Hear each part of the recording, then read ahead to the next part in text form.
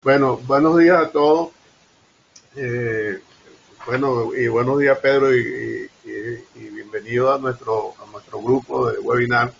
Pedro, hoy Pedro nos va a hablar sobre tecnología para incremento de recobro y mejoramiento in situ de crudos pesados. Pedro tiene 2 horas disponibles para nosotros. Entonces,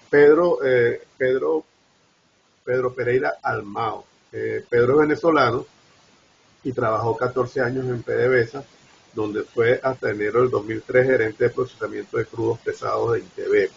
Tiene un PhD en química de Poitiers en Francia, con postdoctorado en la Universidad de California en Berkeley y LBL en California.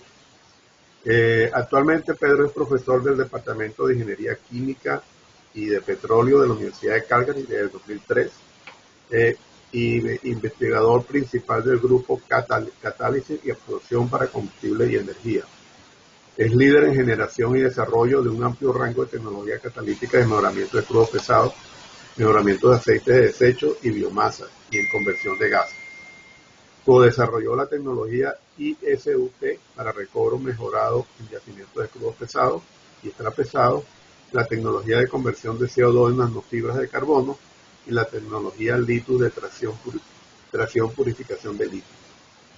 Despliega una actividad dinámica de emprendedor tecnológico. Es en la actualidad el Chief Technology Officer del grupo Borsana Nanotech y de la empresa Carbonova y fundador de LITU, todas empresas basadas en Alberta, Canadá, donde actualmente reside. Bueno, Pedro, muchas gracias por estar con nosotros, Pedro, y la escena es tuya.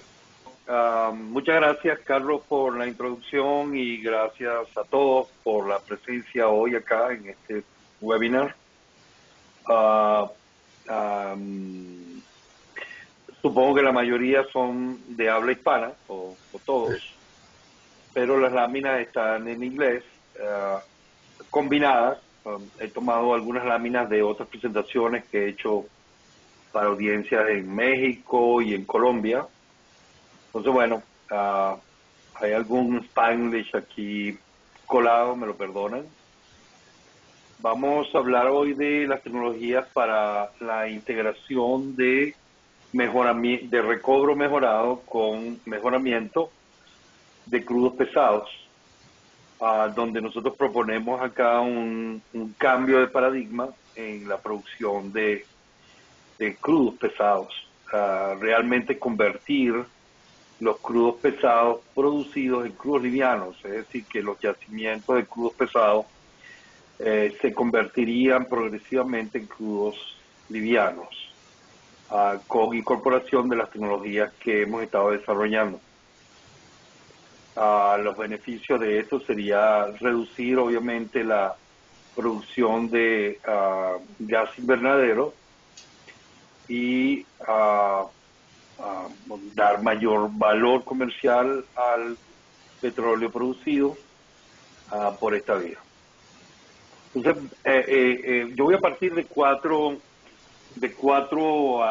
lineamientos, si se quiere, que estamos aplicando en nuestro grupo y en la universidad en general. Las universidades canadienses en general tienen una tendencia, aunque hay una gran diversidad de opiniones políticas, etcétera, pero hay más o menos un programa en el cual tanto conservadores como liberales están bastante claros, entendidos, en que la fuente de energía para la humanidad está siendo debatido fuertemente, y que la predominancia de las energías fósiles está seriamente cuestionada. Esto a pesar de que Canadá es uno de los mayores productores del mundo y el segundo o tercero con mayores reservas mundiales de petróleo. También se reconoce que el petróleo continúa siendo la primera fuente de energía y continuará por mucho tiempo, por lo menos hasta que a lo mejor la mayoría de nosotros ya no estemos. Pero habrá un proceso paulatino, progresivo, que ya se ha iniciado desde el 2014 en adelante. Es obvio que es así. Ni la industria petrolera ha desaparecido, ni las industrias emergentes han sido extremadamente exitosas. es un problema de ajuste ah, ah, que tiene que ver con la economía, la política, lo social, la participación de muchos países con reservas de diferente naturaleza. Incluso hasta metales como litio han cambiado un poco ya la distribución de ingresos en los países por reservas de naturaleza energética. El litio es una clara prueba. En Bolivia, Argentina, Chile está causando un impacto económico significativo. También cómo las tecnologías impactan la reducción, el reemplazo en el calor de esta discusión, y indudablemente juega un rol importante. Por eso estamos aquí, por eso estoy acá y por eso he tenido últimamente una actividad bastante movida, dando charlas a diversos países en el mundo que tienen un interés en este proceso de transición. Depende de cuánto exitoso o fallidos seamos en la incorporación de tecnologías, estaremos aprovechando o no el futuro. Yo quiero insistir y voy a mostrar en unas pocas láminas acá que podemos hablar de política, podemos hablar de sistemas económicos, podemos hablar de sistemas sociales, podemos hablar de una gran cantidad de asuntos que yo desconozco. Soy esencialmente un científico prestado al mundo de la ingeniería, que me encanta y me encanta llevar del laboratorio a la práctica industrial las ideas que desarrollamos. Eso es quizá un perfil de un nuevo tipo de profesional que se gestó conmigo, pero que existe ahora en muchas partes del mundo. Entonces, lo que voy a mostrar intenta convencer que el factor predominante en el cambio, y así ha sido históricamente, no son realmente revoluciones, no son cambios de sistema, no son guerras, es la tecnología, en cualquiera de sus formas. La guerra es un resultado de la superioridad tecnológica o de la aparente superioridad tecnológica de algunos países que se han creído superiores por tener tecnología. El avance médico, el avance de salud, el avance social, el avance en comunicaciones, siempre tiene en el fondo un fuerte basamento tecnológico. Y esto no es el motivo del debate de hoy, pero trato de usarlo como preámbulo para que se entienda que no es un asunto de que hagamos finanzas como unos machetes o que hagamos seamos unos grandes economistas o unos grandes conocedores de la empresa y de la organización a fondo. Todo eso hay que tenerlo. ¿Por qué? Porque es tecnología. Es tecnología para ser productivo y efectivo en una empresa que pueda ser exitosa.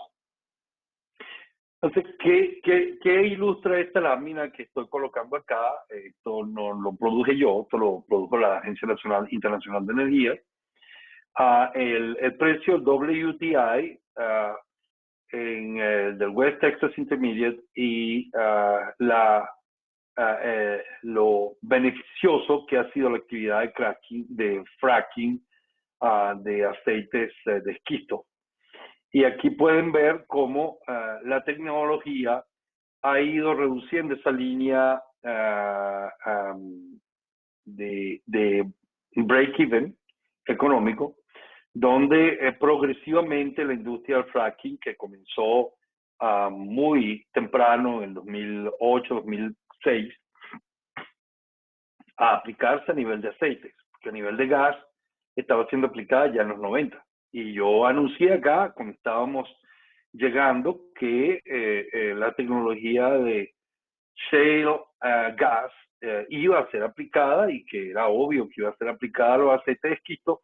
Y el único país que yo vi que realmente hizo un esfuerzo por predecir lo que iba a suceder fueron los sauditas.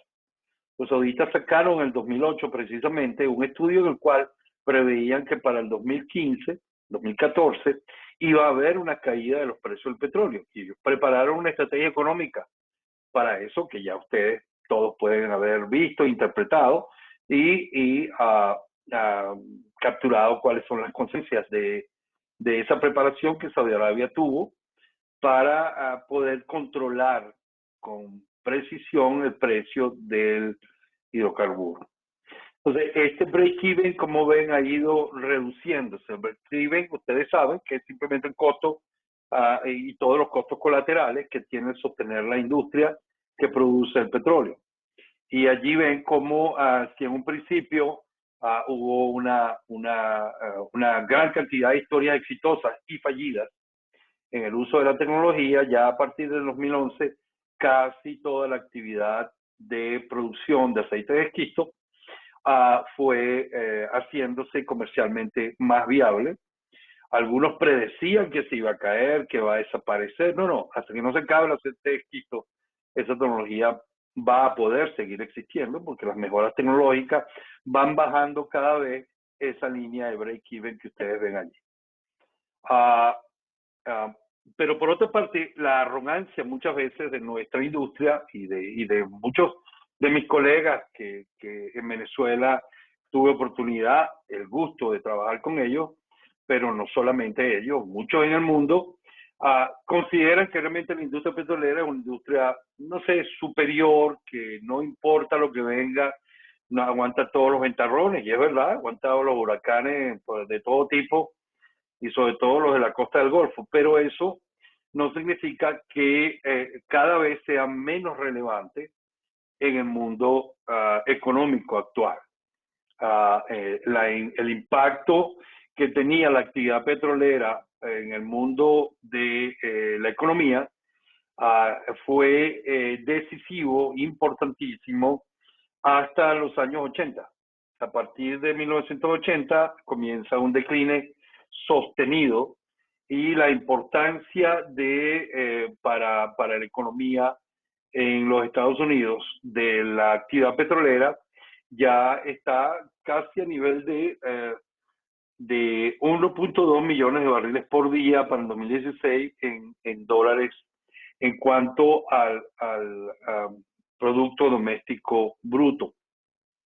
Sin ser un especialista en economía, lo que esto quiere decir, a mi modo de ver, puede haber otras interpretaciones, es que, bueno, la actividad petrolera no es esencial para ninguna economía, ni siquiera para aquellos países que tienen una gran reserva petrolera en el subsuelo.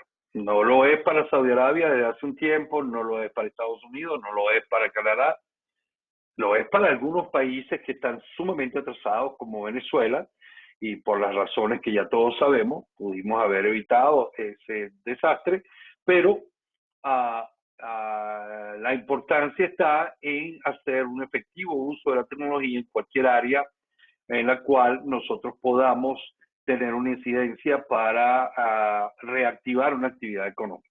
Puede ser la del petróleo como puede ser cualquier otra. Este gráfico indica que países avanzados pueden fácilmente continuar teniendo excedentes económicos sin necesidad de tener una industria petrolera o de procesamiento de hidrocarburos extremadamente fuerte. Bueno, eso es algo que todos intuíamos, este gráfico lo muestra.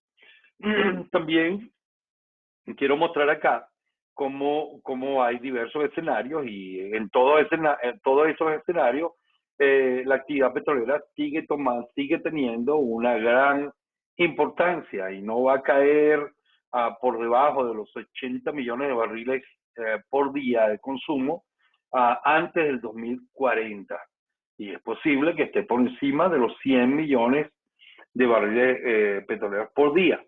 Eso quiere decir que esta es una industria que va a continuar, pero va a continuar bajo unos criterios que van cambiando. Y estos criterios son de competitividad, de eficiencia, y esa eficiencia y esa competitividad no va a ser alcanzada de otra manera que a través de cambios tecnológicos, no de mejora tecnológica, cambios radicales en la tecnología. Podrán esperar, podrán ver y cuando lo vean lo van a saber. no como dijo el famoso ministro saudita, no por falta de piedras se acabó la edad de piedra. Entonces, en base a lo que nosotros podamos adelantar en torno a la tecnología, nosotros podríamos tener vigencia, pertinencia y continuar con una economía o con economías que puedan ser de interés para sostener las poblaciones de los países correspondientes a los países que tienen una actividad petrolera importante. Entonces, nosotros pensamos en mi grupo, ya estando aquí en Canadá, y habiéndonos hecho canadienses, por supuesto, toda esa cantidad de venezolanos que vinieron a la desbandada y que muchos de ellos pasaron por mi laboratorio aquí en Calgary, que la diversificación basada en catalizadores y absorbentes, lo que es hoy día la empresa Nanostech, que es una empresa generada en la Universidad de Calgary, basada en las tecnologías producidas en el grupo de investigación que hemos sostenido acá. Hemos diversificado desde el 2015 en adelante e iniciamos una fuerte actividad de diversificación, ya no tratando de procesar crudos pesados y mejoramiento de los mismos, para el cual desarrollamos esta tecnología de la cual voy a hablar hoy, la tecnología ISOT, y nos dedicamos con una empresa danesa, canadiense, y luego se incorporaron los noruegos a renovables. Entonces, biomasa, para ellos, el partner que está allí en morado es ese partner que estoy mencionando. No puedo decir el nombre porque no estoy autorizado a revelar el nombre, pero trabajamos biomasa de pino y de otros árboles de gran uso por la industria maderera. Desarrollamos un proceso para ello, la patente acaba de ser aprobada. Desarrollamos también un proceso desde 2017, comenzamos con un estudiante que es de conversión de CO2, terminó llamándose Carbonova, la compañía, y esa compañía es partner y hemos desarrollado catalizadores para ellos. C+D, estoy nombrando catalizadores con letras para indicar el número de catalizadores originales que hemos producido y los procesos asociados, porque la ventaja que tuve yo acá fue haber aprendido la práctica de Intervep, una práctica que incluso yo contribuí a mejorar, planteando la disolución incluso a mis gerentes de la sección de catálisis. Yo soy un catalítico. Sin embargo, planteé una disolución de esa organización para integrar mejor a la gente que hace química y catálisis con la gente que hace ingeniería de procesos y obviamente luego con la gente que hace ingeniería ya de plantas. Entonces, esa práctica me ayudó a estructurar mi grupo con un balance entre gente que hace catálisis, como ven que es la primera línea de esta tabla. La segunda es la línea de procesos, gente que genera procesos, que hace investigación de procesos, que cambia configuraciones, genera mejoras en la dinámica de fluidos, en el intercambio térmico, en la eficiencia térmica del proceso, y la gente que hace la ingeniería de cálculo, la ingeniería de construcción, o la preparación, mejor para hablar así, de la ingeniería para llegar hasta una fase de ingeniería básica, casi ingeniería de procura y construcción. Entonces, en varios de los desarrollos que tenemos acá, hemos practicado de A hasta C, como yo llamo, que pasa de conceptual a la preparación para la construcción, e incluso hemos construido ya plantas piloto. En muchos casos, en otros casos, hacemos A y B, que sería una ingeniería conceptual e ingeniería básica. Y de allá en adelante habría compañías de ingeniería que se encargarían de completar el desarrollo.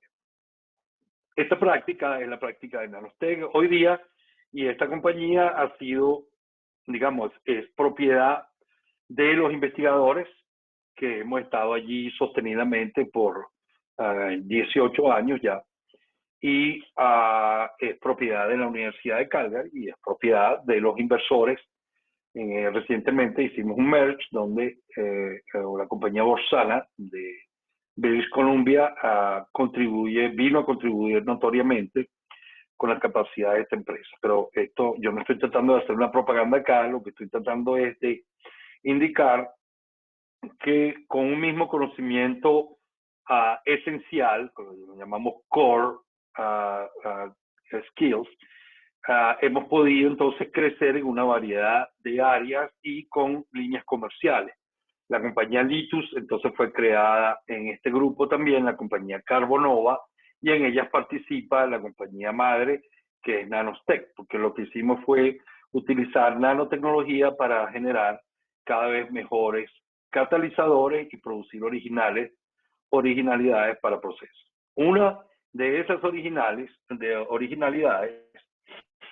está basada en esta realidad. La realidad que yo muestro acá, esta es una data ya vieja, 2020, pero que muestra la línea que ustedes ven oscura es la del precio actual, $70 aproximadamente, y lo que es el break-even de la producción de petróleo por áreas en el mundo. Y allí ven a Venezuela, pero pueden ver a Canadá, Oil Sands.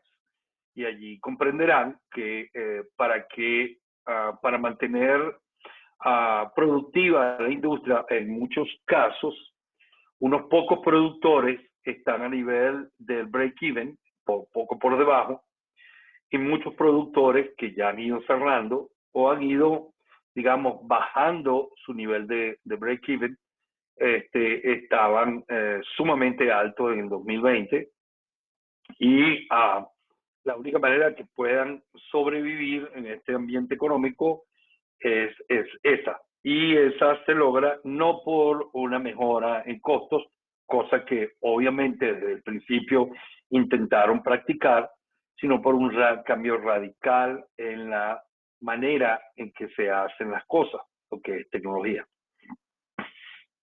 Entonces ahora, habiendo pasado este discurso, que creo que va a generar con toda seguridad algo de debate, yo voy a pasar a una lámina que hice para Colombia, una invitación que me hicieron de las tecnologías que reivindican recobro mejorado en yacimiento de aceites extraviscosos, como ellos llaman.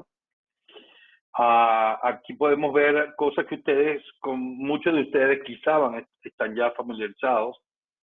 La inyección de solventes, la inyección de vapor, desplazamiento con vapor y agua caliente, water flooding que llaman, in situ combustion, nanocatalytic, in situ grading. Esta lista no pretende ser exhaustiva, solamente pretende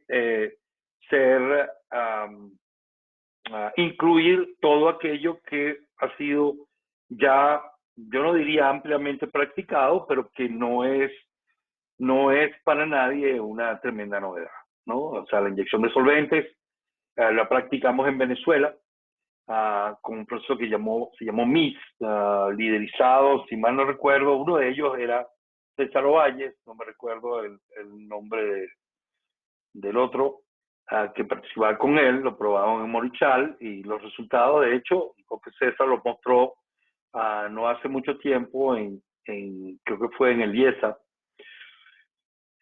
César está ahorita como investigador principal de la empresa Chevron en Richmond, en California. La inyección de vapor, Steam Assisted Gravity Drainage, es conocida por la mayoría de ustedes, muy probablemente. La inyección cíclica, que se generó en Venezuela, con prácticas de Shell en el lago de Maracaibo, y ha sido ampliamente estudiada por los venezolanos y en particular en Interweb. Desplazamiento con vapor y agua caliente, una tecnología también practicada por Exxon y Shell. In situ combustion, también hubo pruebas de in situ combustion en Venezuela y luego ha continuado siendo objeto de nuestro desarrollo en la Universidad de Calgary.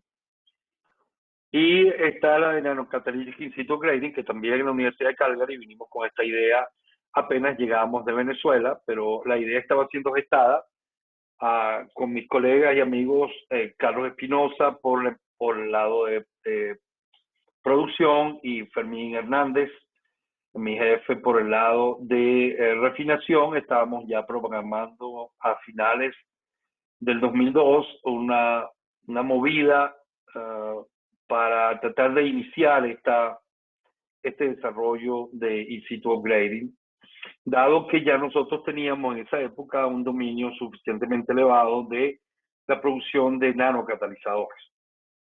Así fue como acá tuvimos un enorme éxito y pudimos construir un edificio prácticamente dedicado a estas actividades en la Universidad de Calgary, el ala CCIT de la Universidad de la Facultad de Ingeniería está prácticamente dedicado a esta investigación. Hemos desarrollado el ISOT Mobile Oil y el Steam ISOT, Steam Assisted, que es para la específica aplicación de Canadá, dadas las temperaturas del subsuelo. En todas estas tecnologías, en casi todas, hay una manera de implementarlas que inyecta calor, la mayoría o en todas ellas. Entonces, al inyectar calor al sistema, el mejoramiento utilizando este calor tiene sentido. Y es un poco lo que tratamos de extremar en el caso de nanocatalytic in situ upgrade. Entonces, hemos hecho estudios, esto lo hicimos con Colombia y después lo continuamos con México, acá con Pemex, las características de cada uno de estos procesos muy gruesamente. Hablamos de temperatura, de qué se inyecta, el mejoramiento que se produce, que es obtenible, el recobro, la referencia fue SACD, que tiene un recobro elevado del 60% en los mejores reservorios y yacimientos, el potencial daño a la formación que tienen, la economía, o sea que son rentables o que tienen un cuestionamiento a nivel de la viabilidad económica, el acceso a la tecnología y algunas observaciones que algunas las he borrado porque ya no son tan pertinentes. Entonces, el estudio ha sido más o menos exhaustivo y si ustedes quieren podemos también conversar un poco al respecto. Pero yo quiero salirme de este contexto de la gente de producción. No quiero quedarme enclaustrado en la gente de producción, porque esta tecnología, si bien solamente podía ser viable si elevaba la producción, tampoco era necesariamente el objetivo, por cuanto a convertir un yacimiento de pesados, un yacimiento de livianos, cambia la dimensión y las características del juego. A nivel de transportabilidad, a nivel de acceso a mercados, que tienen consecuencias agua abajo enormes y que mucha gente trata de circunscribir la comparación tecnológica solamente con el área de producción. Y eso es limitado. Como es limitado el razonamiento, es algo que cuestioné mucho en PDVSA y que cuestiono siempre en las empresas tradicionales de petróleo, es que ellos tienen un seccionamiento de las actividades que no permite la integración a nivel profesional y a nivel de prácticas. Entonces, el ingeniero, el geólogo y el explorador y el productor y el logística y el refinador, el mejorador, el petroquímico, no intercambian absolutamente ningún conocimiento. Están aislados y eso no permite o no facilita integración tecnológica que usualmente es extremadamente efectiva en ventajas económicas. Entonces yo para continuar voy a pasar a lo que es un crudo pesado, porque yo sé que todo el mundo no lo tiene claro y no tiene por qué tener claro que las características de un crudo pesado, un bitumen, que son lo mismo, que un crudo extra pesado y un bitumen son lo mismo. O sea, es una definición un poco antojiza, pero que obedece a ciertos intereses de una época en la cual la OPEC y otros productores tenían un debate sobre las características de estos materiales y poder acceder a tener la cuota de producción del mismo, etc. El crudo pesado que yo conocí de Cerro Negro, Morichal, Suata, etcétera, en la época cuando yo vivía en Venezuela, y ahorita los nombres no los conozco, son muy parecidos a los crudos pesados, al bitumen que ellos llaman acá en Canadá. Lo único es que la temperatura en el subsuelo es distinta. No fluye acá porque la temperatura en el subsuelo es de 10 grados, 12 grados en verano, menos de 10 grados en invierno. Entonces el crudo es una pared, es una roca allá abajo. En cambio en Venezuela todavía tienen movilidad, en Colombia. Entonces, este crudo es una melaza a las temperaturas de laboratorio, como se ve allí, vertiéndose un beaker en otro para mostrar cuán viscoso es. Y contiene una cantidad muy extremadamente pequeña de lo que llaman full range nafta. Contiene una cantidad muy pequeña también, pero mayor que la nafta de destilados, de lo que podríamos llamar diesel range o rango diésel. Tiene una cantidad muy significativa de gasóleo de vacío, lo que da un potencial para producir gasolina elevado en una planta de FCC o para producir gasolina y diésel en una planta de hidrocraqueo. Y tiene una gran cantidad de residuo vacío que llega a estar por encima del 50% en algunos de ellos, y que es lo que confiere las propiedades viscosas, elevadamente viscosas del crudo, y es sin embargo un aceite muy craqueable, muy convertible en destilados y gasolina. Por eso los mejoradores en Canadá y en Venezuela. Sin embargo, esta actividad, la actividad de producción es muy costosa, requiere calor, requiere la presencia de diluente para poderlo transportar hasta los sitios de mejoramiento, en los sitios hacer el mejoramiento y poderlo llevar a refinería o hacer un mejoramiento completo y producir directamente fracciones comerciales. Esto entonces convierte esta actividad en una actividad no competitiva, por ejemplo, con aquellos que pueden simplemente meter el pitillo y sacar, digamos, ya prácticamente llevar a una refinería sencilla el crudo. En cambio, los países productores de petróleo pesado tienen que resolver todos estos problemas de calidad y de logística. Nosotros tratamos de diseñar una solución integrada que nos ha permitido ser bien entendidos. Lamentablemente, bueno, nuestras capacidades de explicación tampoco son las mejores posiblemente, pero ha sido difícil tener una interlocución con el mundo de productores de petróleo fácil, dadas las limitaciones existentes para entender las características del proceso. Sin embargo, yo acá me voy a tirar, como dicen, en la piscina y voy a tratar de explicarles a ustedes el proceso ISO. Yo espero que tengamos paciencia. Esta lámina nos va a tomar un tiempo para entenderla. Allí voy a comenzar, no le paren ni a Nanostec ni al arbolito. Ellos no tienen nada que ver con lo que voy a explicar. Están ahí de adorno. Lo que voy a explicar es lo que llaman well pad. Ustedes conocen lo que es un well pad, posiblemente es es un conglomerado de pozos, que en el caso de SACD están entre 8 y 12, 14 pozos paralelos, doble pozo. Ellos son paralelos, el inyector y el productor, pero también son paralelos cada 400, 800 metros los pozos que forman parte del pad, del paquete de pozos que intenta producir el bitumen. Entonces, hay siempre una unidad central de procesamiento, ello debido a que hay que tener vapor de agua.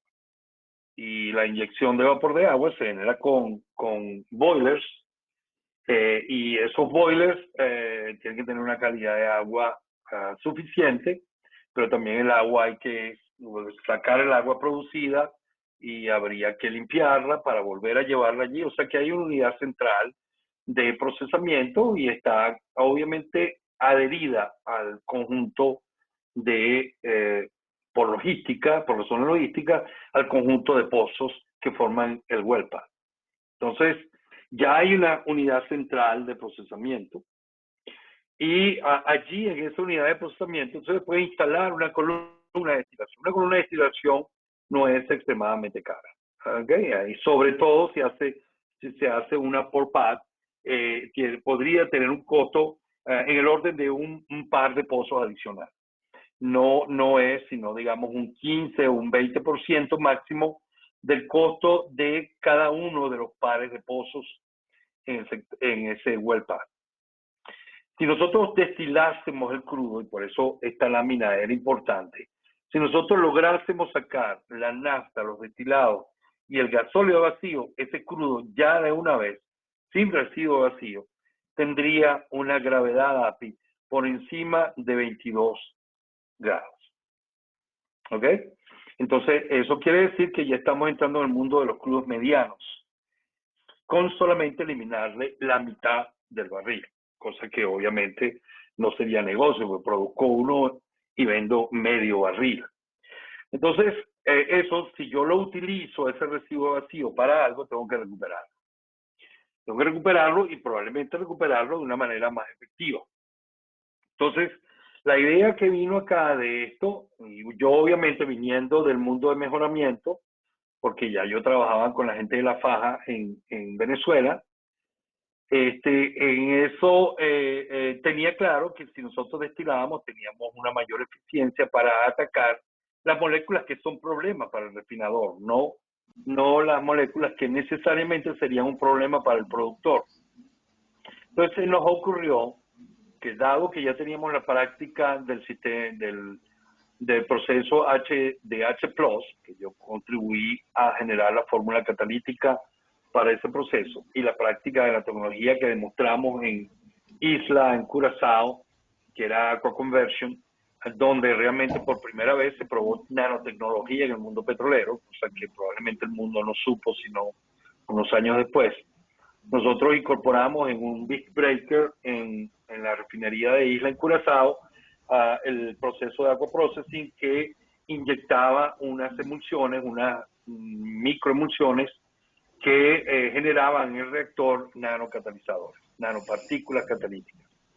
Entonces nosotros hicimos la práctica, implementamos esta práctica aquí en el laboratorio en Calgary, de mezclar estas soluciones de catalizadores activos con el residuo vacío, que viene ya de una unidad de destilación, viene con 350 grados centígrados. Fíjense la integración térmica.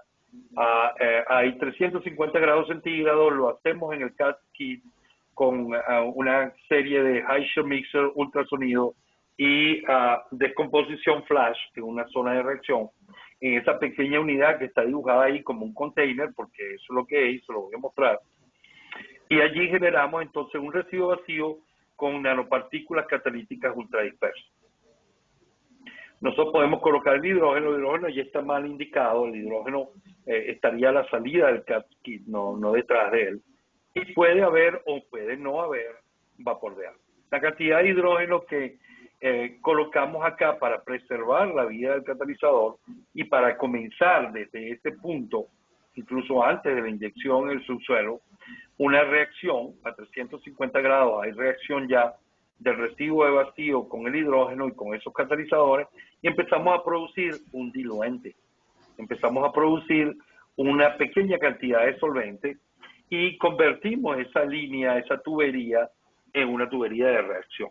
Entonces vamos al pozo inyector y en el pozo inyector SAC-D hay vapor de agua, entonces mezclamos con vapor de agua, hidrógeno y el residuo vacío que contiene catalizador. Ese catalizador se va adhiriendo a la roca. De hecho, les digo, la mayor parte de los catalizadores en las refinerías, en la petroquímica, en la producción de aceites comestibles, edible oils, hidrogenación, etcétera. Todos esos catalizadores se producen mediante la adherencia a temperaturas en el rango entre 200 y 300 grados centígrados de metales como níquel, cobalto, molibdeno, y diga usted.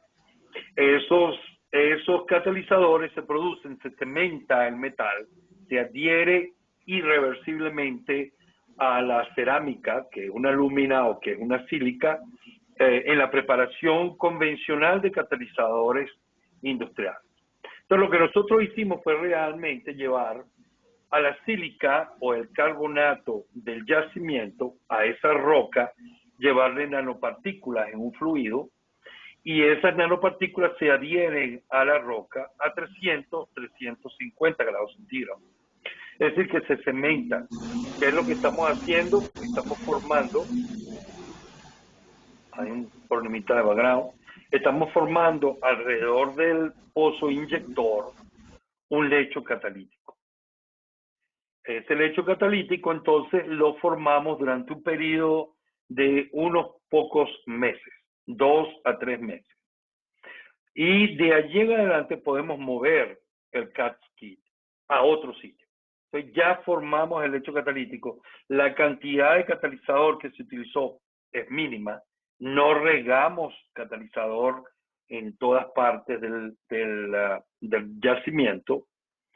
Y mantenemos de una manera sostenida la inyección de residuo vacío e hidrógeno. Entonces, eso es lo que hace esta tecnología. Se inyecta el nanofluido deja las partículas adheridas a la roca, solamente la zona caliente es la que se va a adherir. Separamos constantemente el residuo vacío y lo enviamos a mejoramiento. ¿Dónde comienza el mejoramiento? A la salida del CADES kit, donde hay más o menos una hora y media de tiempo de residencia, y llega ya con diluente, llega ya con una significativa, aunque no elevada, fracción de nafta y de diésel adicional, a regarla dentro del yacimiento. Se mantiene en este caso la inyección de vapor de agua para sostener la producción en las zonas más lejanas del pozo inyector, y se sigue produciendo el bitumen, se sigue produciendo así el crudo pesado, extra pesado, mientras que se mejora el residuo vacío. Entonces, ese loop del residuo vacío, ese residuo vacío, porque va solamente a través del pozo inyector, lo que no se convierta en livianos destilados, se va al fondo y vuelve a subir para ser nuevamente separado de una manera constante. Entonces, vamos a continuar elevando la producción, vamos a sobrepasar la producción, porque además del efecto vapor, tenemos un efecto de lavado de la roca más efectivo con los diluentes que estamos creando en el yacimiento, con los gases que estamos creando en el yacimiento. Estamos dejando metales en el yacimiento, estamos dejando azufre en las moléculas más pesadas que se adhieran a la roca, y de ese modo logramos tener un mejoramiento sostenido y producir un aceite mejorado todo el tiempo. Entonces, esa calidad que es inicialmente de 22 API, la podemos elevar a 25, a 28 API, haciendo nanocatálisis en el yacimiento. En eso consiste la tecnología. Como ustedes ven, hay que construir entonces una unidad adicional central, y hay que tener este kit, que es un kit itinerante. Es un container que va a pasar de un par de pozos a otro par de pozos, a otro par de pozos, y de este modo logramos, digamos, en un periodo de un año, tener ya 4 pares de pozos. En un periodo de 2 años podemos llegar a 10, 8 pares de pozos y completar el well path para mejoramiento. Y entonces se mueve ese kit a otra parte.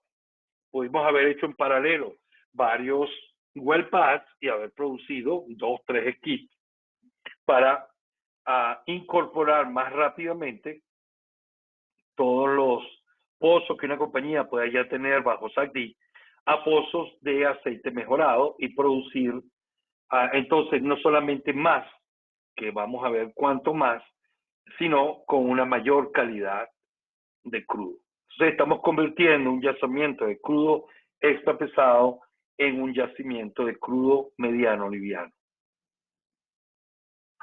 Y esto es lo que, basado en los resultados experimentales del laboratorio, pero también en la simulación, nosotros estamos aquí en un lugar privilegiado. Tuve la enorme suerte de poder salir de INTEBEP y llegar, digamos, como dicen, nacer parado, a haber llegado a esta universidad, que pude haber tenido a lo mejor otros lugares para haberme ido, pero la ventaja de tener a una universidad que es generadora de tecnología y que ha creado varias compañías, como Aspen Tech, el simulador HYSYS fue producido por la Universidad de Calgary.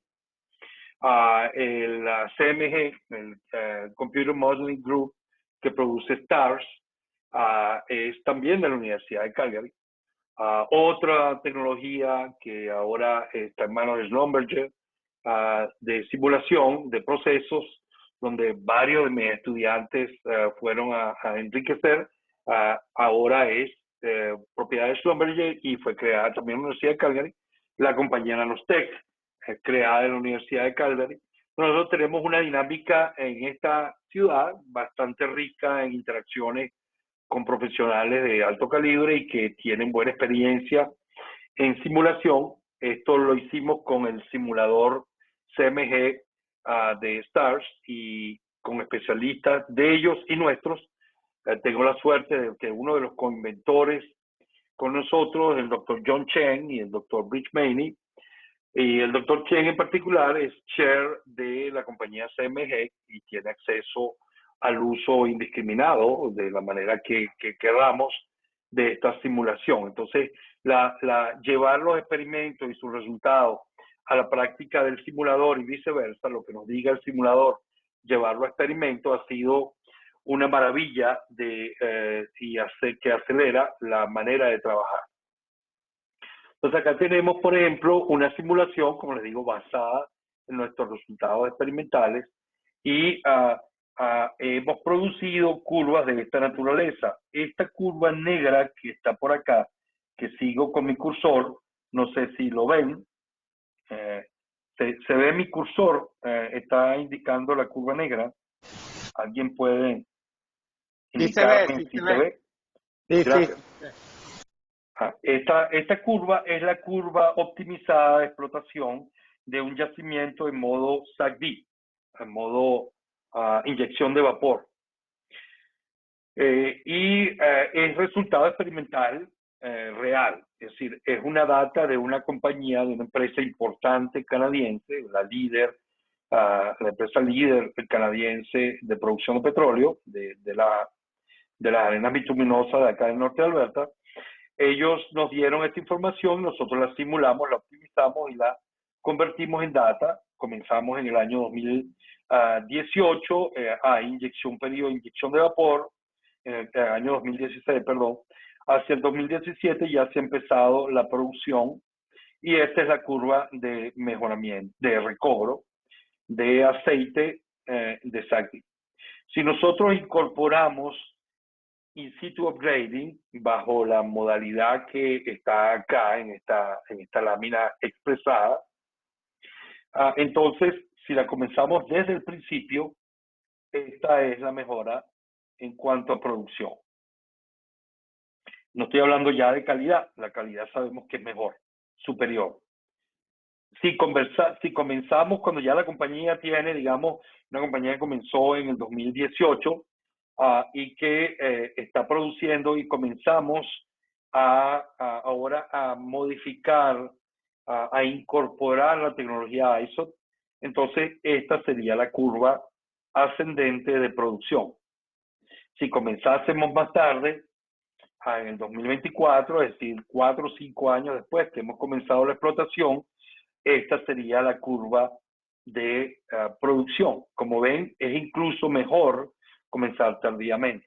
Esto está teniendo un impacto. La compañía, hay una compañía que no voy a nombrar, que está muy entusiasmada y estamos ya ahorita a nivel de negocio comercial con ellos para montar la tecnología. Otra compañía que tiene 70 pozos y quiere ponerlos a producir bajo esta tecnología, está elaborando un acuerdo comercial también para implementar la tecnología a escala terminal. Ellos tienen pozos que están ya, digamos, con 9, 8 años de producción y que esperan, o esperamos todos, que también este incremento que produce la tecnología de producción se vea reflejado. Pero esa no es la única ventaja. Como pueden ver, otra ventaja muy significativa es la de la reducción de la inyección de vapor.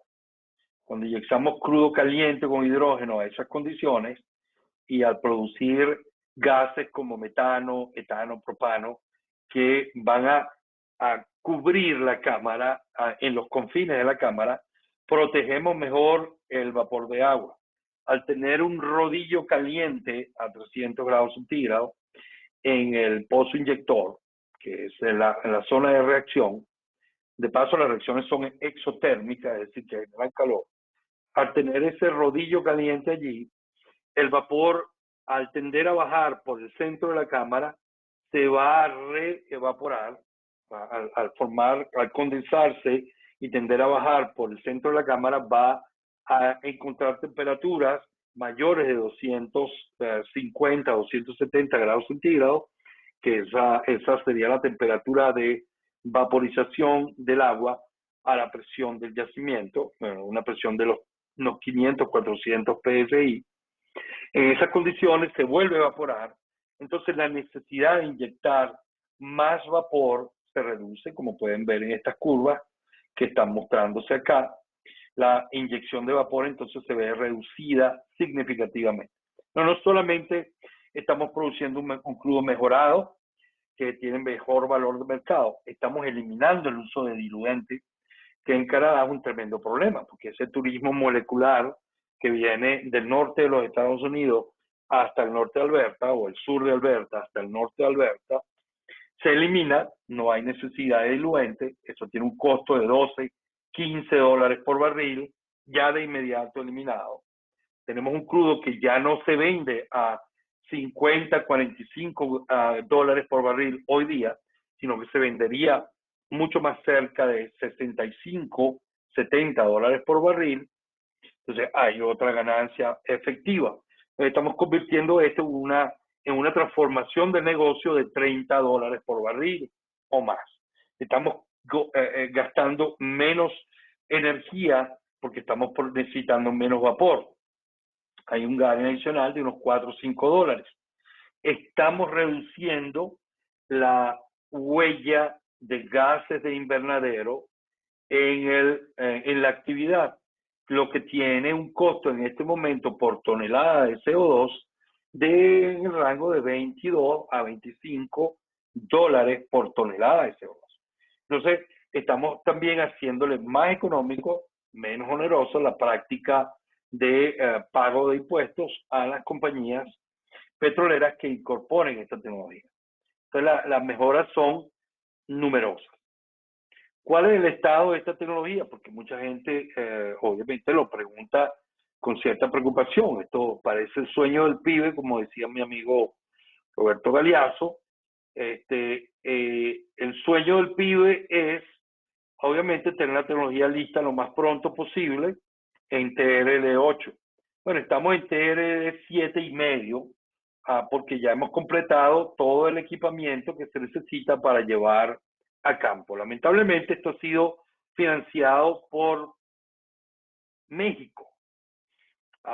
Digo lamentable para México, porque realmente ellos han puesto una cantidad de dinero en este desarrollo y bueno, cambios políticos que ustedes saben cuáles son, cambios políticos que se dicen que van a mejorar la calidad de vida de la mayoría y se convierte en un deterioro de todo el mundo. Esos cambios han llevado a que no continúen con el suministro de recursos para completar este kit. Una de las ventajas que hemos tenido ahora con las empresas con las cuales estamos negociando un acuerdo comercial es que ellos están asumiendo esta completación y ya está al 98% terminado. Debería estar listo para ser transportado a cualquier lugar en el norte de Alberta a finales de este año, ya winterizado, porque la diferencia con México era que no se requería winterización. Este skid, habiendo completado todas estas fases, y en todas estas fases de TRL2, digamos, hasta TRL6, han participado numerosas empresas, varias que tienen acuerdos ya de uso de la tecnología con nosotros, ellas las puedo mencionar. Shell es una de ellas, Total es otra, Repsol es otra, Conoco es otra compañía, y la empresa Sinooc, que era antes Nexen, y que acá está ahora siendo manejada por los chinos. Ese skid es esto que está acá, que es una doble paleta para transporte en camión. Esta es la zona donde se puede, estos son los reactores abiertos, ya no están abiertos, ya está cerrado, son horizontales. Aquí están los high shear mixers para producir las microemulsiones. Están los tanques de almacenamiento, las diferentes líneas. En la parte trasera está la tanquería, está toda la parte de control, etcétera, y esto se puede transportar en un camión ancho y largo, realmente no tan ancho, pero sí largo, al pozo. Esto obviamente esto fue el prototipo, objeto de compactación ahora para montarlos más modulares, más rápido y con mayor facilidad de transporte. Este es el skid del que estamos hablando y que ya prácticamente está listo para su utilización. Entonces hay proyectos comerciales, entonces los componentes claves de los proyectos comerciales que tenemos son destilación al vacío. Esta unidad puede no construirse porque pueden utilizarse los mejoradores ya existentes.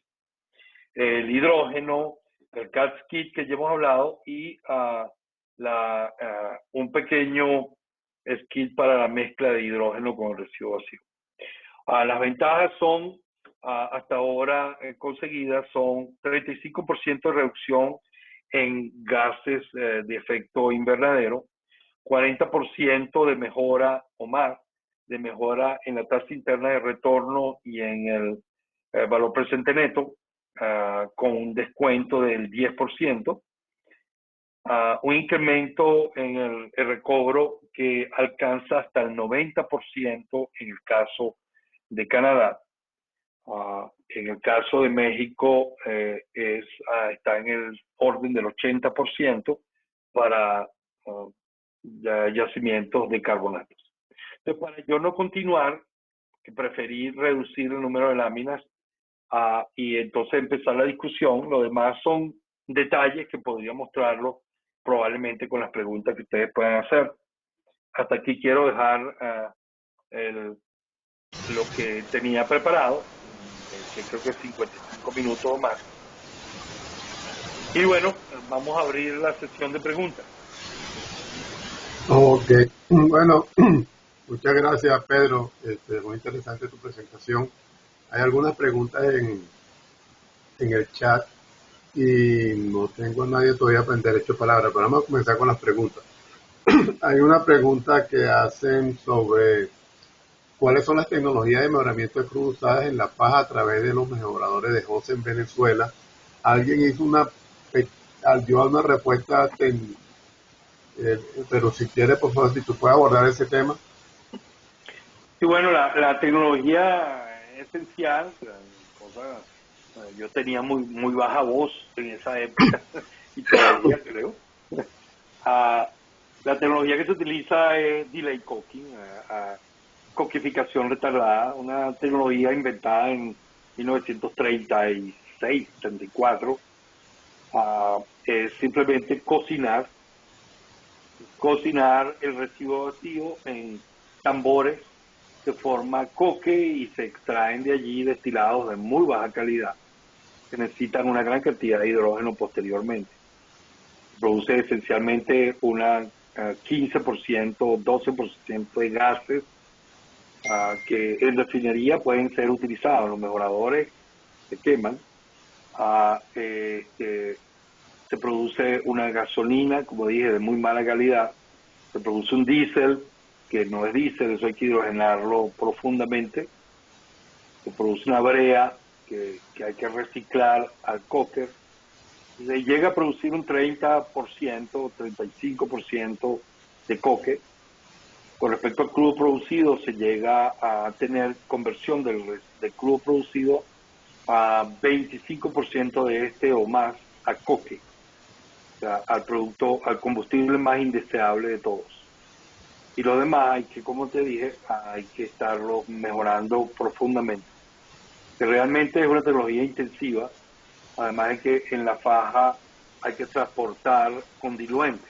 Entonces, como decimos, hay 300 kilómetros de turismo para ese diluente y no hay una gran cantidad de diluente ya conseguible para la época en que yo estaba en Venezuela, en el 2002, ya era una situación delicada, crítica.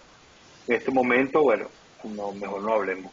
Además no sé si en este momento la práctica continúa, pero creo que ya prácticamente todas las compañías que tenían actividad comercial en Venezuela se fueron de allí. Está todo el Conoco, no sé si Total, pero casi todas se han.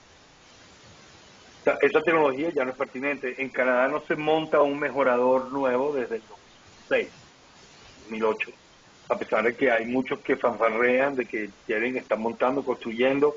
Hasta ahora no los hemos visto en producción, simplemente no son ya económicos. Muy probablemente se queden en el aparato.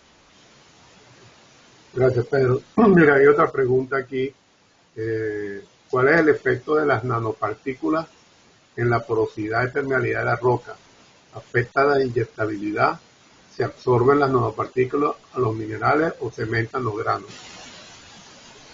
Sí, okay. Es importante clarificar que la permeabilidad en las arenas bituminosas es de 5 Darcy, de 3 Darcy, es muy alta.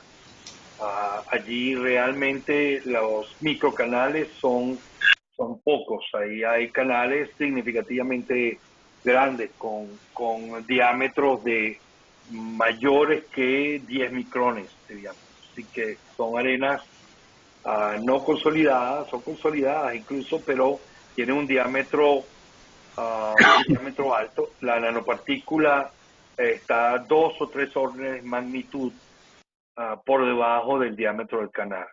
Ellas se adhieren a la roca y a menos que realmente nosotros extrememos la incorporación de catalizador y dejemos 5 años la inyección de catalizador, el efecto de esa nanopartícula, de la acumulación de esa nanopartícula en la pared de la roca podría empezar a incidir sobre la permeabilidad. De otra manera no es así. Y en eso, digamos, estos 18 años de investigación, yo diría 16 porque los primeros 2 fue construir los laboratorios, en estos 16 años de actividad, a eso le hemos prestado muchísima atención. Por eso mantenemos un uso de catalizador que es mínimo. Yo les voy a decir que el costo de los químicos que incorporamos al yacimiento en cada well, por cada pozo, inyector, anda en los $70,000 americanos, que no es realmente un costo significativo para la práctica.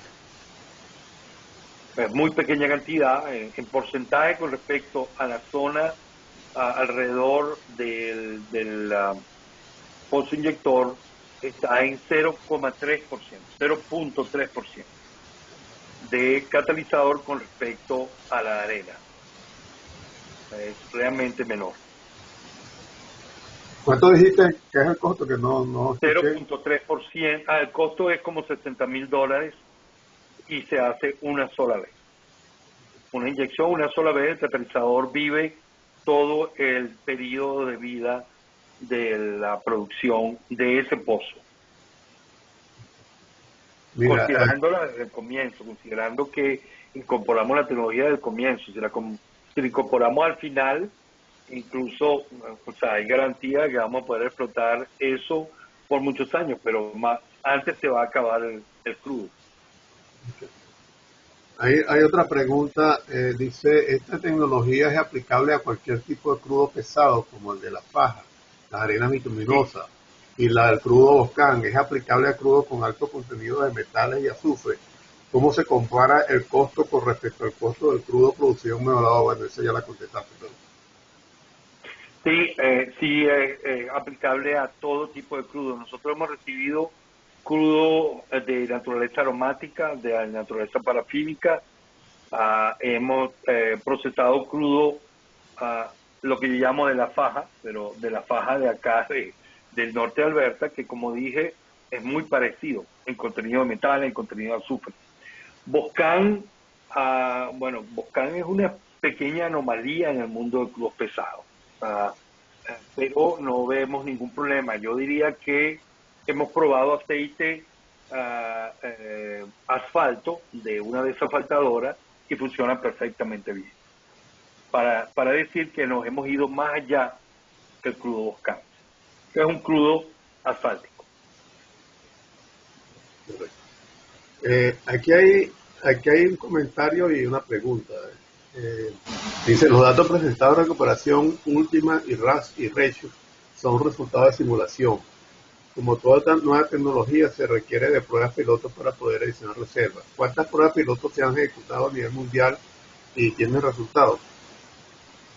Sí, no se han hecho pruebas pilotos. No, la prueba piloto va a comenzar el año que viene, Dios mediante, con la participación de las dos empresas canadienses que vinieron a reemplazar a la empresa mexicana, con la cual lidiamos por 7 años y no pudimos por los cambios de gobierno, ¿no? Este kit llegó a un 80% de completación hace ya casi 2 años y medio. Y bueno, por las razones que ustedes conocen, no hemos podido avanzar más allá. Pero confiamos que el año que viene las pruebas piloto van a estar montadas. Ahora nosotros tenemos una certeza mayor, así como las empresas canadienses que han visto la data, tenemos una certeza de que va a funcionar, no solamente porque nuestros resultados a nivel de escala banco en el laboratorio han mostrado que efectivamente hay un recobro mejorado con respecto a vapor, porque nosotros somos capaces de montar vapor en nuestras plantas en la universidad y luego volver a poner la maqueta y montar la tecnología de ISOT con vapor, y hemos conseguido los mismos niveles tanto para SACD como para ISOT que se consiguen en el simulador, en la simulación. Es decir, que hemos hecho el double match. Como yo dije en un momento, los resultados del laboratorio los simulamos y los extendemos al yacimiento y logramos lo que producimos, lo que ustedes ya vieron. Y también lo montamos sin haber hecho ningún resultado de laboratorio, solamente montando la química, la cinética, que lo permite el simulador de CMG STARS, y cuando lo llevamos a esos resultados, lo llevamos a la práctica en las maquetas, conseguimos lo mismo que el mejorador, el simulador nos indica. Ahora, tienes razón, la prueba piloto se ha hecho esperar, desafortunadamente, y el año que viene deberíamos tener ya concreción a ese respecto. Esto más bien considero que ha sido una ventaja en lugar de una desventaja, el que la empresa petrolera llegue a entender, como lo entienden muchas empresas en otros ramos, que sin tecnología no hay pertinencia. Yo creo que la actitud anterior que teníamos en PDVSA y que tienen muchas todavía empresas que quizás están destinadas a ir pereciendo, es que no prueban tecnologías si no están demostradas en otra parte. Es una especie de círculo vicioso. O sea, querer ser segundo te condiciona a ser el último, porque los que están dispuestos a probar la tecnología son los que se van a llevar el premium de la actividad, son los que van a sacar a otros en este momento del negocio. Va a ser muy fácil comprar assets en unos pocos años de crudos pesados si se tiene la tecnología para convertirlos en valor. Pedro, y déjame interrumpir un momentico la pregunta. En cuanto a estimado de CAPEX y OPEX para una prueba piloto, ¿tienen un rango de valores? O sea, ¿cuál es estamos hablando Sí, de que, el kit, como te dije, el kit ya está construido y es itinerante. Es decir que, por ejemplo, en un periodo de un año podríamos haber mostrado la pertinencia de la tecnología, la viabilidad de la tecnología para 2 o 3 compañías, por ejemplo. Entonces, ya esa inversión, que en el orden de los 4 o 5 millones, está hecha. Varias compañías tienen ya la propuesta, me parece sensato, de utilizar el residuo vacío que sale de plantas de destilación que tienen en los mejoradores. Eso me parece fabuloso. Una compañía que tenga un mejorador, entonces acarreará, ya sea por tubería, los que tengan mejoradores cerca de la zona de producción, o por camiones asfalteros, puede llevar el residuo al campo y empezar la inyección de una vez, sin necesidad, y hacer la prueba.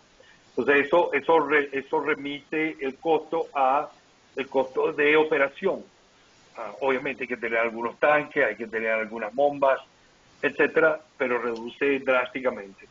Para hacerlo todo tal como está, digamos, en esta lámina, si me puedo volver allí, todavía estoy en modo presentación. sí, Oh, hay que regresar? sí. En esta lámina, entonces como decía, para esta aplicación necesitaríamos, teniendo la columna de destilación, esto tiene un costo más o menos similar al costo del esquí. Entonces, el costo de la tecnología total son unos 10 millones de dólares para una prueba de demostración, para una prueba piloto. Ahora, para una prueba comercial, como digo, hay empresas que ya tienen sus mejoradores y ahora toca reenfocarlos a distribuir el residuo vacío que producen hacia los yacimientos cercanos. La inversión allí ya hay que estimarla, pero el CAPEX es de 10 millones, 12 millones de dólares con todo, y el OPEX debe andar en el orden de los $2 o $3 por barril. La cantidad Mira, de catalizadores es prácticamente despreciable. Es la operación de la columna de destilación y el acarreo de hidrógeno lo que va a llevar a un costo. El hidrógeno, que yo sé que es una pregunta que puede venir por allí, el hidrógeno que se utiliza es menos del 10% de lo que utiliza una refinería. Es algo extremadamente bajo en proporción para un proceso de esta naturaleza. Porque el hidrógeno se va acumulando en el yacimiento, se va mezclando con vapor de agua y hay una presión parcial constante de hidrógeno en la cámara que se habla allí. Por tanto, no es que hay que estar inyectando una cantidad de hidrógeno que se pierde en una refinería, por ejemplo. No se pierde, obviamente, se recicla, se separa, se recomprime, eso tiene un costo elevado. En este caso, el hidrógeno que se consume es extremadamente bajo, en el orden de 1 a 2% del crudo que se está utilizando, del residuo que se está inyectando. perfecto. Mira, preguntan acá, te consultan que por qué se utiliza destilación para separar el fondo del barril en lugar de desasfaltación. Ajá, hicimos la prueba con desfaltación, eso es bien interesante. Hicimos la prueba con desfaltación, el procesamiento de desafaltado y todo lo demás no ha resultado nunca atractivo en Norte de Alberta. Se requieren enormes cantidades de propano o de butano o de pentano digamos, de parafinas bolivianas, y eso tiene un costo elevado. Entonces, no ha sido muy atractivo. Habría que tener, entonces, sale un aceite desafaltado de allí. Primero que nada, es importante darse cuenta que desasfaltar crudo, porque esa es la única manera de eliminar una destilación. Desasfaltar crudo es una cosa y desasfaltar residuo de vacío es otra. Entonces, si vas a desasfaltar residuo de vacío, necesitas con una destilación de todos modos. Para eso inyectar el residuo de vacío de una vez. Para si vas a desasfaltar crudo, entonces las dimensiones y la cantidad de parafinas que se requieren son enormes. Entonces no resulta muy obvio que la desafaltación sea el proceso más adecuado. Hasta ahora nosotros no lo hemos visto e hicimos desafaltación para Nexen y no es realmente un proceso. De hecho, Nexen o Sinop cerró el desafaltador que ellos tenían. El upgrader que ellos tienen en el norte de Alberta no funciona. Lo cerraron ya hace 3, 4 años, cuando en la mitad de la crisis de los precios del petróleo. Mira, te preguntan que cómo verías la posibilidad de llevar esta tecnología a la Faja del Orinoco para apalancar la iniciativa de optimizar la producción, monetización en futuros post-régimen. Ansioso estamos. Pero obviamente tienen que sacarme al podrido de allí. Nosotros no iríamos para allá nunca. Algo que de hecho conversé un poco con Luis Pacheco en Colombia, y estamos obviamente dispuestos, pero tienen que cambiar las condiciones para que una empresa pueda ingresar allí. Esa es la manera que yo creo. Me van a perdonar aquellos que crean que hay algo de arrogancia en esto. No he tratado de no serlo, no es que esté exento del pecado, pero esta es la única manera que yo veo de poder hacer viable la faja nuevamente. Es convertirla en una productora de crudos livianos, una alternativa. Los mejoradores de José se pueden dejar, pero para refinar, se tienen que hacer el revamp de ellos para llevarlo a refinadores y producir productos, pero no para recibir ese crudo que requiere tanto diluente, y en una situación de merma y de escasez de crudos livianos que tienen que ir al mercado para asegurar una recuperación económica del país. Si esta tecnología se implementase, estaríamos mandando un crudo liviano, o sea, estaríamos cambiando las reglas del juego para un país de alta reserva como Venezuela. Ahí me encantaría, porque estoy seguro que el país sería, en menos de lo que se estima, y que hay muchos malagoreros por allí que dicen que eso no va a ser posible, pero en menos de 10 años el país podría recuperarse a nivel de producción de petróleo si nosotros implementásemos masivamente esta tecnología. Okay. Mira, hay otra pregunta, creo que ya lo mencionaste en tu presentación, pero ¿cómo compara esta tecnología con el proceso MIS aplicado en Murichal? Y dicen que con el MIS se mejoró el crudo extrapesado de 8 a 32 grados. No, claro, con el MIS, o sea, digamos, yo quiero que esta tecnología que yo estoy vendiendo, así como otras tecnologías como el MIS, las despojemos de lo que yo llamo mitos y leyendas. ¿Ok? Es un mito que el MIS va a producir 32 API. Eso es totalmente un mito, porque cuando yo lo refiero a esto que ya ustedes vieron acá, y déjame llevarlos aquí. Este barrilito es bien sencillo para razonar. Si yo yo he calculado que esto que está acá, nafta, destilados y gasóleo de vacío, ¿verdad? Eso tiene 22 API, máximo.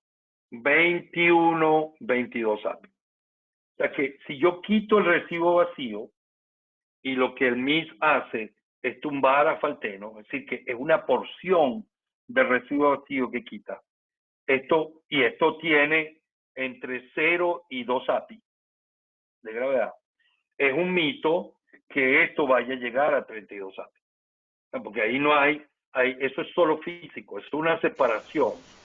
Entonces, siendo físico, eso sigue siendo 20 API, 22 API o menos, porque tumbaste asfalteno, pero no tumbaste las parafinas pesadas, no tumbaste los aromáticos pesados, y eso sigue teniendo una enorme densidad, o sea, una muy baja gravedad API, así que va a tender a ser menos de 20, 18, 17. ¿Por qué el MIS produjo 32 API? Porque le estamos metiendo el valor API del propano que se metió allí. Obviamente, y eso lo discutimos en Internet ampliamente, allí estás perdiendo en ese crudo una gran cantidad de los livianos que estás inyectando en el pozo. Así que no se lo atribuya al mejoramiento. O sea, para ser honesto, esto es menos de 20 API. Y está bien, el BIS produjo ese mejoramiento, tumbó asfaltenos y produjo esto que está acá. Ahora, ¿cuánto produjiste? No produjiste más porque estás quitando ese 20% del potencial de producción. Entonces, hay que evaluar, claro, inviertes menos, no tienes calor, etcétera, pero hay que evaluar esto contra, hay que evaluar las peras con peras y las manzanas con manzanas. Las comparaciones tienen que ser fair y honestas, ¿no? Yo también podría decir que yo saco, cuando saco de allí, yo saco un crudo mejorado, si le dejo los gases y le dejo todo lo que, pero eso no tendría mucho sentido. Esa es una situación. Yo no creo que el MIS sea viable y nosotros lo probamos acá porque hay un proceso muy parecido al MIS que se llama VAPEX. Lo probamos con el doctor Maney muy insistentemente durante varios años porque era una de las alternativas del centro. Yo dirigía el centro de mejoramiento en yacimiento de acá de la Universidad de Calgary y la conclusión fue hay reservoir impairment. Si nosotros depositamos asfaltenos, las primeras corridas, las primeras pruebas, durante 2-3 meses, vas a tener un crudo mejorado, pero progresivamente vas a ir depositando asfaltenos en las inmediaciones de la zona de inyección. Y esos asfaltenos van a producir bloqueo de flujo de pasaje del crudo adicional que quieras producir. Entonces, la estrategia para utilizar una tecnología como esta es muy delicada. En una primera prueba te va a dar buenos resultados, como dio en la faja. Por otra parte, lo que no se contabilizó muy completamente, y yo creo que el doctor Fermín Hernández, si está por ahí, podría decirlo, es la pérdida del aceite inyectado, de la parafina inyectada, que es altamente costosa. Entonces, la pérdida, al ser más de 1%, ya el proceso se convierte en no económico. Entonces, es bien difícil porque la sospecha es que había pérdidas de más del 6-8% del material inyectado. Y eso es lo mismo que han visto acá en Vapex, cuando han probado Vapex en pozos en el norte de Alberta. También es lo mismo que le ha sucedido a varias empresas que han utilizado la inyección de solvente en el norte de Alberta, que si bien obtienes un crudo algo mejor en propiedades, todavía necesitas diluentes, pero si no necesitas diluentes porque estás dejando una gran cantidad de solvente en el material. Entonces, bueno, lo que estás haciendo es utilizar el solvente, no estás recuperando drásticamente más, mejora 5% la extracción, tienes que practicarla con vapor, no mejoras la relación de vapor a aceite recobrado. Entonces es dudoso el beneficio, es de bajo nivel, no es drástico el cambio tecnológico en ese caso. La inyección de espumas es otra práctica muy efectuada en Colombia. Aquí no se puede hacer porque el aceite no es móvil, pero la inyección de espuma en Colombia ha sido una práctica que se ha mejorado mucho, pero es una práctica de mejora. Ayuda a efectuar un 5% de recobro adicional, ayuda a reducir un poco la inyección de vapor, pero digamos de 5 barriles por barril producido a 4.5 barriles por barril producido, cosas de ese orden. Ok, mira, hay una pregunta de Juan Urich, pero no la entiendo. No sé, Juan, si tú la quieres hacer en vivo, porque creo que se cortó. Juan, ¿estás ahí? Saludos, ¿cómo estás? Mira, no, me refería a una de las tecnologías que al principio mencionaste en relación a a la posibilidad de producir. Entendí que crudos, no sé, más ambientalmente amigables a partir de, bueno, de cortezas de árboles y bosques y eso. Me gustaría que nos dieras un recuento somero de cuál es la lógica subyacente desde la perspectiva de las tecnologías que ustedes manejan. Ok, Saludos. ya, déjame, gracias Juan. Déjame irme un momento a la lámina donde tengo eso, a esta, creo que te refieres a esta, donde hablo de Sí, otras la de actividades. renewables. Sí, donde Renewable, sí. renewables, exactamente. Mira, ¿cuál es la situación de, nosotros no nos hemos querido meter, no nos metemos, no nos vamos a meter en la producción de aceites de biomasa? Los aceites de biomasa tienen procesos diversos. Uno, que se pueden clasificar en dos grupos. El thermal liquefaction, o sea, liquefacción térmica, que es practicado por unas pocas empresas. Una de ellas, esta empresa danesa, que ahora es danesa, noruega y canadiense, tiene capitales de los tres países. Esta empresa utiliza un proceso de hidroliquefacción de alta temperatura, muy alta presión, utiliza un catalizador alcalino y hacen una digestión progresiva de la biomasa, que no es más que residuos de aserraderos. O sea, realmente ellos utilizan o llevan toda la madera que ellos puedan obtener de desperdicio, madera de pino y de cipreses, la llevan a acerrín o a un grado acerrín, y allí invierten eso en unos enormes digestores que trabajan a condiciones supercríticas de agua, o sea, presiones mayores de 2.000 libras de presión, y inyectan catalizador. Este proceso de thermoliquefaction, hay otros, nosotros no lo tocamos. Ellos producen un aceite que cuando lo sacan de allí es un aceite extremadamente parecido en aspecto a un bitumen. Es muy parecido a un bitumen. Entonces lo que nosotros hacemos es mejorar eso, es llevar eso a combustibles convencionales. ¿Ok? Allí nos hemos dedicado. Conseguimos que ese era el nicho de nuestra pericia. Para eso teníamos catalizadores, buenas ideas de proceso y buena ingeniería práctica. Con gente que había trabajado conmigo en el departamento de procesamiento de crudos pesados. Habíamos hecho servicio a la refinería de Corpus Christi y de La Faja, de José, y teníamos ese equipo de trabajo, y bueno, allí nos dedicamos y generamos catalizadores y un proceso que, como le dije, está siendo patentado con ese partner tecnológico.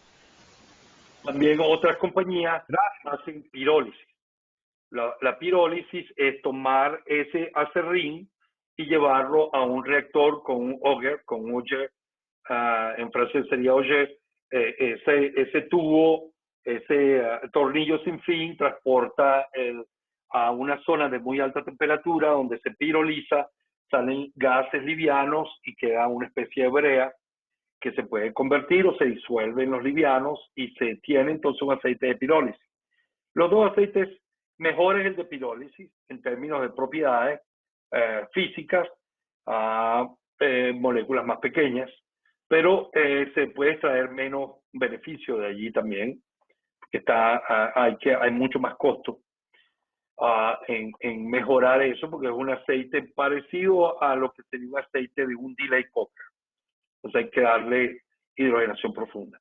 Nosotros tenemos 2 catalizadores allí porque nuestra tecnología está basada en la combinación de 2 procesos en los cuales nos hemos especializado, que son aqua processing o aqua conversion, que la llevamos a una tecnología de lecho fijo, con catalizadores muy novedosos, muy diferentes a lo que hicimos en Intever, y una segunda fase de hidroprocesamiento, o al revés.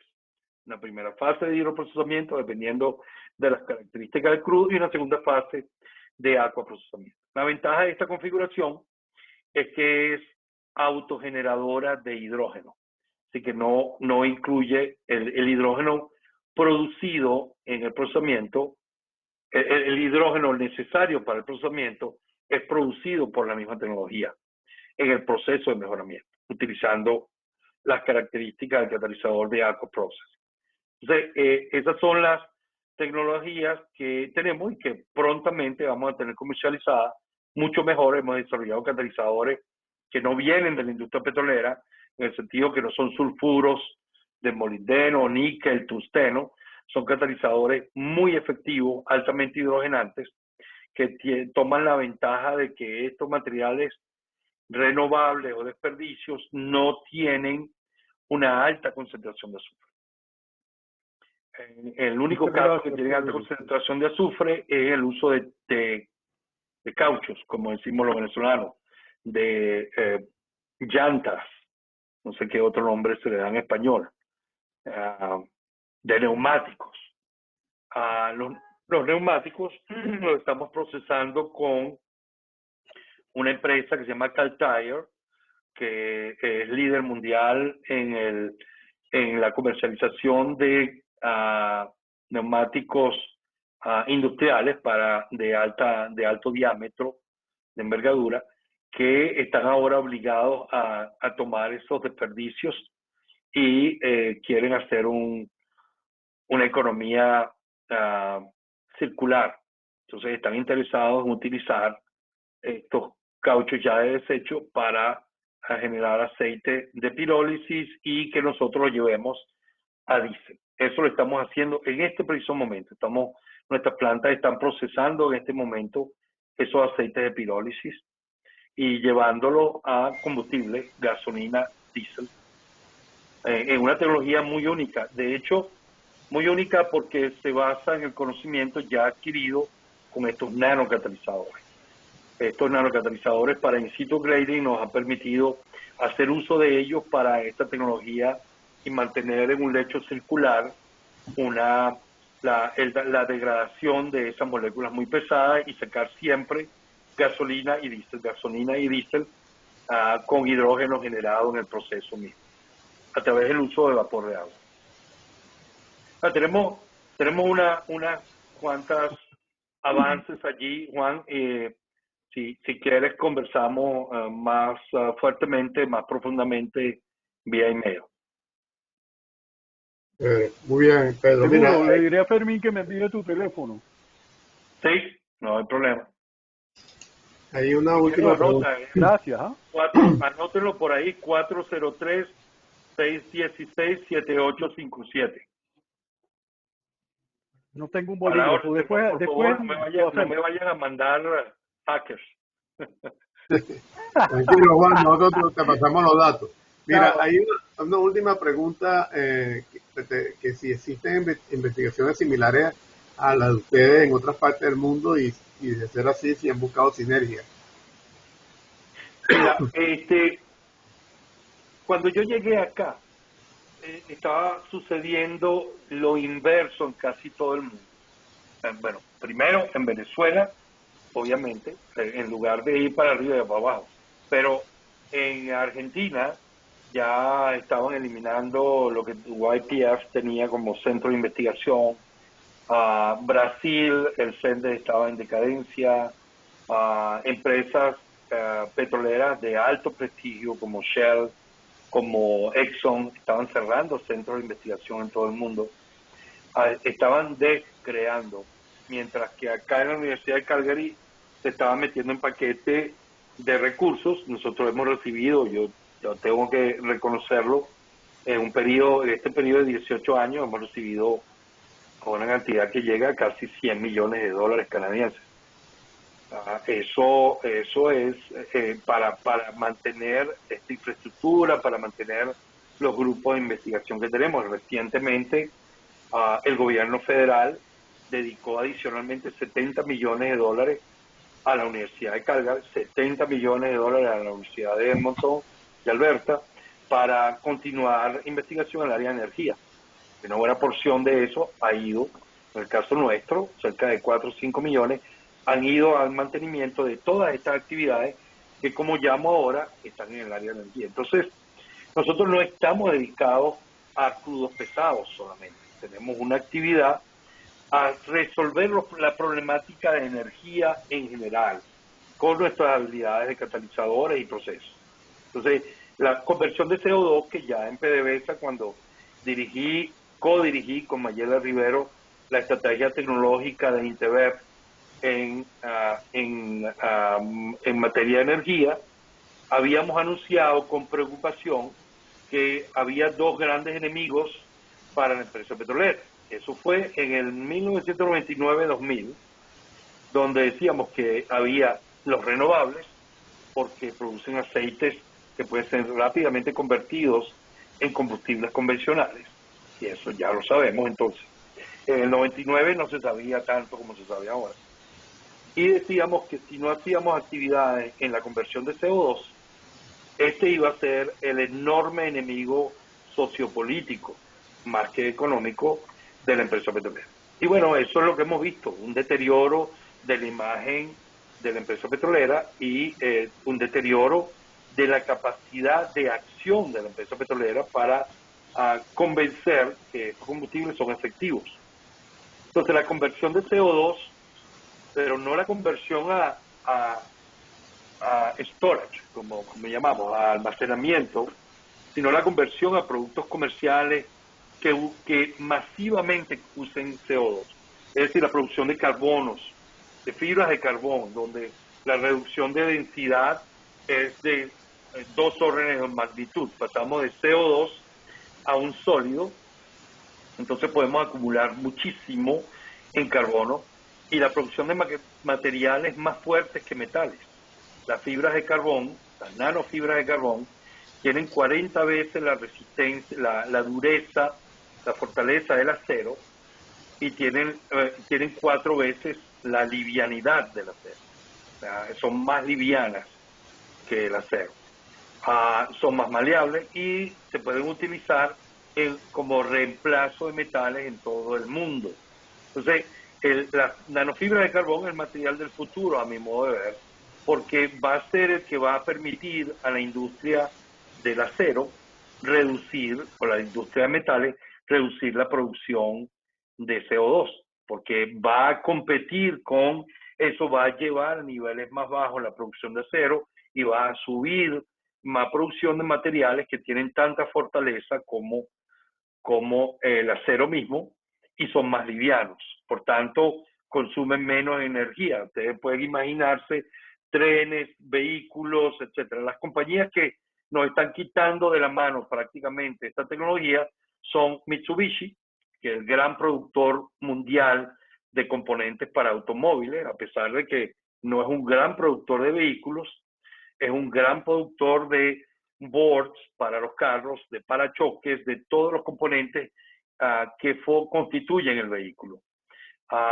Tenemos a compañías como cementeras, como la Farge, que estamos asociados para llevar esta tecnología a la producción masiva de fibras de carbón, nanofibras de carbón, que ellos utilizarían para producir un cemento inteligente que puede utilizarse para generar ciertos niveles de conductividad, livianizar el cemento y reducir el CO2.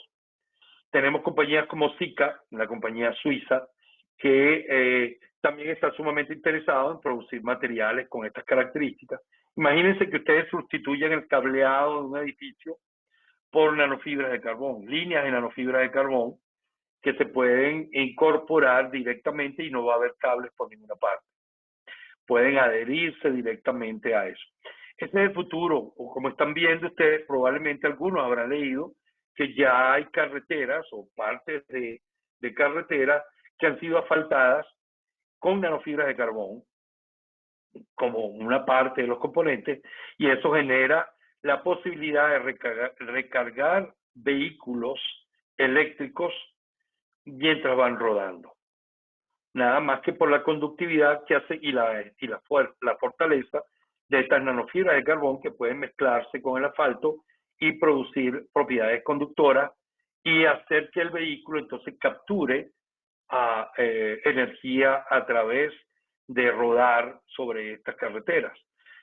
Los cauchos Michelin y esta compañía Caltire pueden tener altos contenidos de fibras de carbón, entonces asegurar la continuidad, la conducción, y así, o sea, el mundo va cambiando, y va cambiando gracias a que estamos haciendo una labor de utilización de aquello que era desperdicio en una mayor capacidad de uso, diversidad, capacidad de uso menor de energía y de uso más eficiente, con menos producción de efectos laterales a la actividad de energía. Muy bien. Eso es lo que voy a decir por ahora. Discúlpeme que me extienda tanto. Muy bien, Pedro. Yo creo que ha sido muy ilustrativo tu presentación y muy completa.